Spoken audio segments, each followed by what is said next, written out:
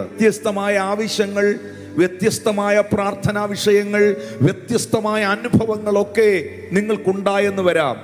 പക്ഷേ നിങ്ങളുടെ ക്രിസ്തീയ ജീവിതം, നിങ്ങളുടെ വിശ്വാസ ജീവിതം നിലനിൽക്കുന്ന ജീവിതമായി, നിലവാരമുള്ള ജീവിതമായി മാറണമെങ്കിൽ മത്തായി സുവിശേഷം 7-ാം അധ്യായത്തിന്റെ 24 മുതലുള്ള വാക്യങ്ങളിൽ യേശു കർത്താവ് പറഞ്ഞതുപോലെ, എൻ്റെ വചനങ്ങളെ കേട്ട് ചെയ്യുന്നവനൊക്കെയും പാറമേൽ വീട് പണിത ബുദ്ധിയുള്ള മനുഷ്യനോട് തുല്യനാകുന്നു. 25-26 വാക്യങ്ങളിൽ പറയുന്നു, വൻമഴ ചൊരിഞ്ഞു, നദികൾ പൊങ്ങി, കാറ്റടിച്ചു, ആ വീടിന്റെ മേൽ അലച്ചു, അത് പാറമേൽ അടിസ്ഥാനമുള്ളതാകയാൽ വീണില്ല.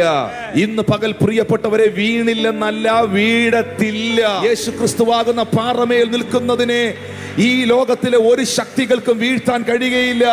യേശു ക്രിസ്തുവാകുന്ന പാറമേൽ നിൽക്കുന്നതിന് വൻമഴ ഉണ്ടാകും, ചിലപ്പോൾ നദികൾ പൊങ്ങും, കാറ്റടിക്കും, വീഴുമെന്നാണ് നിന്റെ വിചാരം. പക്ഷെ വീഴുകയില്ലെന്നാണ് വചനം പറയുന്നത്.